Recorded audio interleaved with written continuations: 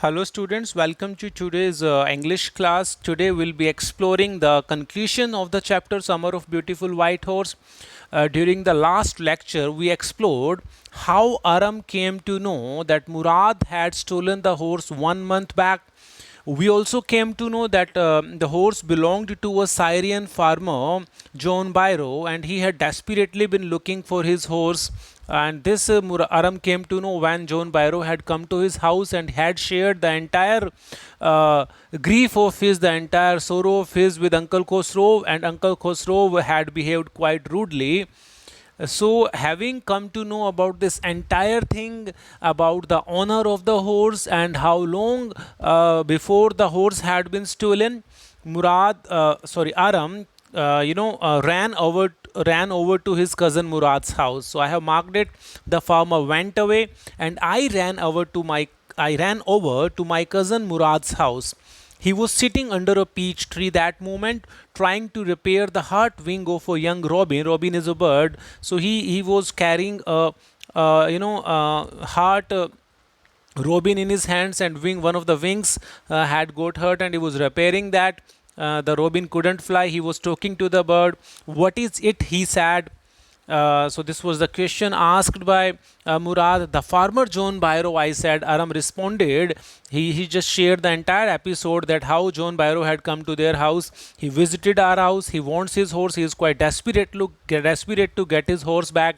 You have had it a month. You didn't tell me you have been enjoying it for a month. I want you to promise not to take it back until I learn to ride. So he wanted Murad to give him a promise that they won't be returning the horse until Aram also became expert in horse ride. It will take you a year to learn to ride. My cousin Murad said. My cousin Murad said mockingly that for you to it will take at least a year to learn. Then Aram said, we could keep the horse a year. I don't mind, but I want to learn. So he was quite desperate to learn. He didn't mind keeping the horse even for a year with them.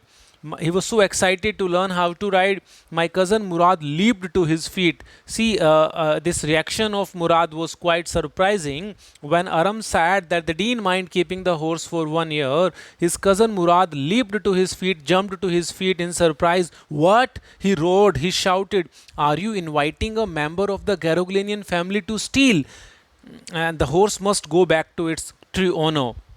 So this was the statement made by Murad, as if he didn't believe keeping a horse for 1 month as an act of stealing, and keeping it for 1 year would become an act of stealing. So this statement seems to be quite ironical, that a person who has stolen the horse and has kept the horse for 1 month with him is now making this statement, that are you inviting a member of the Garoglanian family to steal?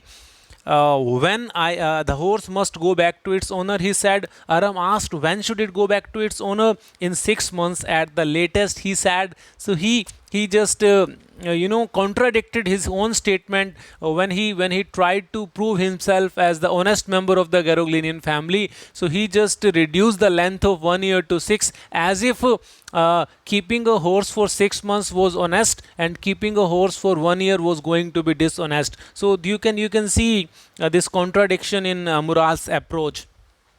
He threw the bird into the air, the bird that he was repairing the wing of. The bird tried hard, almost fell twice. The bird fell twice. He struggled, but at last flew away high and straight. So early every morning, this particular incident with the bird tells us that Murad had a way with birds as well. He was quite trained in tackling the animals or birds like horses, and here we have seen the example of a young robin. He was quite affectionate towards the birds and animals. Early every morning for 2 weeks, my cousin Murad and I took the horse out of the barn of the deserted vineyard. That was the place they had been hiding the horse for Murad had been hiding the horse for last 1 month, and now both of them had been hiding where we were hiding it and rode it. So it was decided that they'll be keeping the horse at least for 6 months, until the time Aram also became expert in riding. And every morning the horse, when it was my turn to ride alone, when it was Aram's turn to ride alone, leaped over grapevines and small trees and threw me and ran away. So Aram's experience of riding the horse every morning had been the same as it had been on the very first day that the horse used to drop him down. Nevertheless, after this, despite this, I hoped in time to learn to ride the way my cousin Murad rode. Still, Aram was optimistic that he would learn someday how to ride. Uh, so this way, the two boys, kept enjoying the stolen horse for a long time. They were not mindful about the background of their family. They just compromised it. They put it on stake. The excitement of riding a horse was so much in their hearts that it dominated their honesty, and they continued with this wrongdoing for a long time. One morning, on the way to Fetjavin's deserted vineyard, one morning, having enjoyed the early morning horse ride, when they were going back to Fetjavin's deserted vineyard to keep the horse back, they ran into Farmer John Byro. They came across Farmer John Byro, who was the owner of the horse, who was on his way to town. So they had horse with them, and from the other side there was coming the owner of the horse. So this was a situation where they had almost been caught red-handed. Let me do the talking, my cousin Murad said. So this was a situation. They had almost been caught.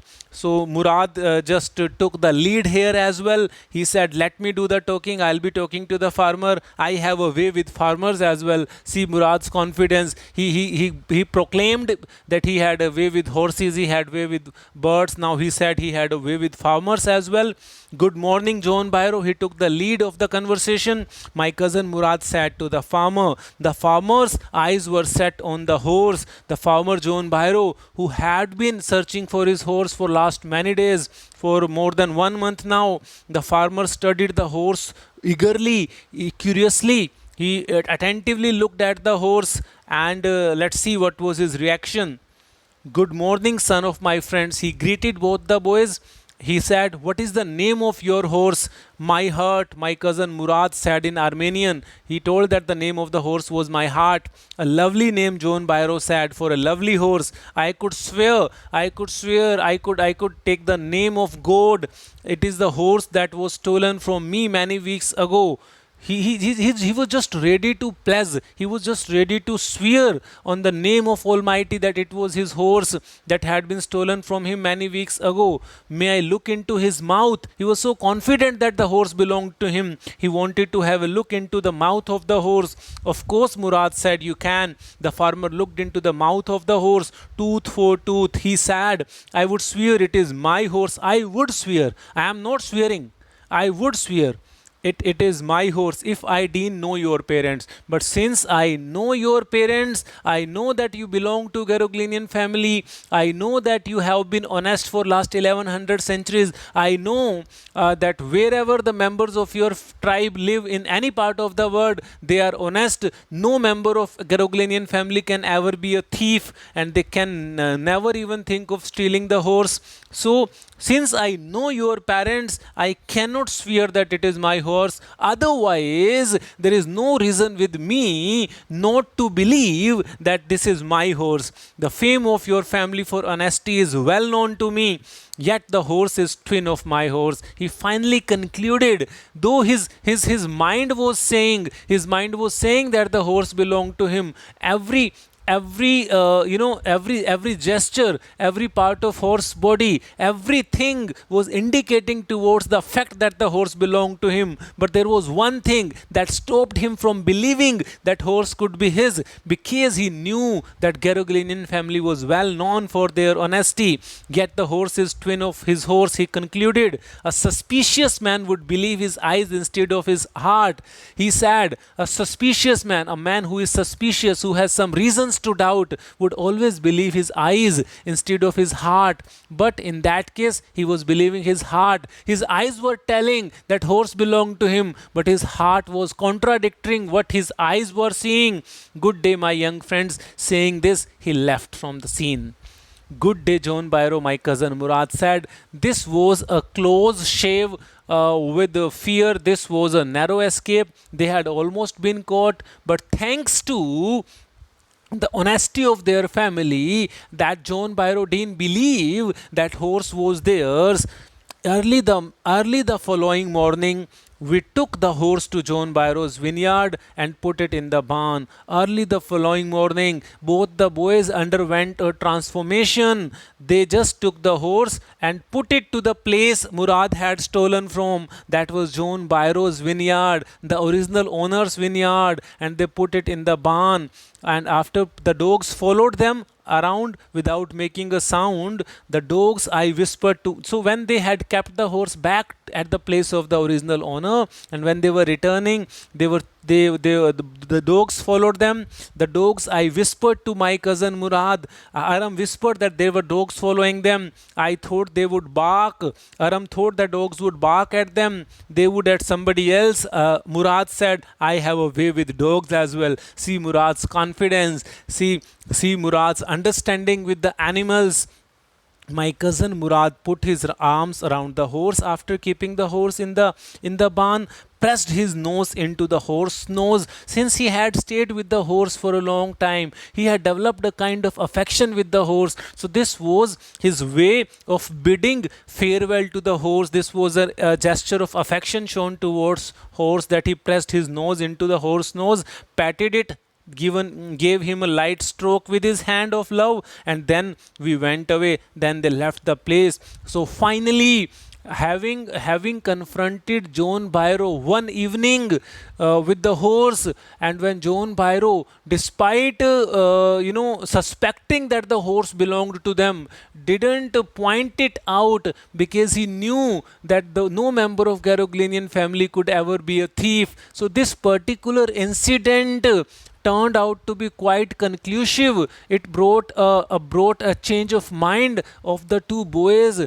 Perhaps their inner soul, perhaps their conscience, inner soul is conscience, perhaps their conscience pricked them that whatever they had been doing was not good. They had put the goodwill of their family on stake, so they wanted to uphold their family's name high. So with this thinking, with this realization, they just decided to keep the horse back, and they just kept the horse back. They returned the horse to the original owner by keeping it in his barn secretly. That afternoon, John Byro came to our house in his surrey. Now he had got his horse back. So instead of coming on foot as he had come last time, he had come on in his surrey and showed my mother the horse that had been stolen and returned. He was looking extremely happy. He was on the cloud nine. He was besides himself with joy. I don't know what to think, he said. I don't know how this miracle turned out. The horse is stronger than ever. The horse is stronger. The horse has turned out to be stronger and better tempered too. When it was with me before it was stolen, it was not good tempered. It was not as stronger as it is now. I thank God. He was quite grateful to Almighty. My uncle Khosrow, who was in the parlor, who was in the sitting room, became irritated. As per his nature, he had to get irritated irrespective of the news being sad or happy, and shouted, quiet man, quiet, your horse has been returned, it's no harm, pay no attention to it. He repeated his refrain. So this was the story of the two boys who, out of the childish adventures, out of the childish thrills, went against their family values, and they indulged into an act of stealing. And then when they realized that the entire world held their family in esteem, despite John Byro suspecting that the horse belonged to him, he didn't even point it out because they belonged to Garogleanian family. This was the particular moment, this was the particular juncture that worked with their minds and they decided to return the horse. It was not any kind of fear that they had in their mind that they would be caught, but it was their conscience, it was their inner soul, it was the voice of their heart that made him realize that they had done something wrong. They had done something that could bring disgrace to the name of their family. And as honesty was in their blood, though they had gone astray for a while, in adolescence, some children may go astray, but since honesty was running in their very flesh and bones, they realized it, and they returned the horse to the original owner. So, my dear students, this is the story, The Summer of the Beautiful White Horse. You are now required to read it again in between the line, make notes of all the difficult expressions you have come across in your notebooks, solve the NCERT questions in your notebooks, and I may give you some assignment related to that in the days to come that will be sorting out. Meanwhile, just enjoy reading it again. Take a good care of yourself. Stay happy always.